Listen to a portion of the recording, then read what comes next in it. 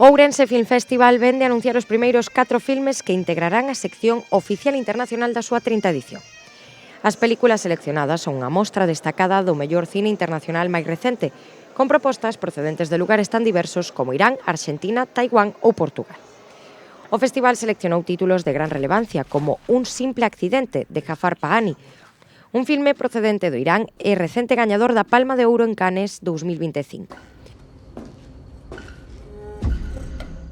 Ou Entroncamento, de Pedro Cabaleira, unha película de orixe portugués que terá a súa estrea estatal no certame ourensán.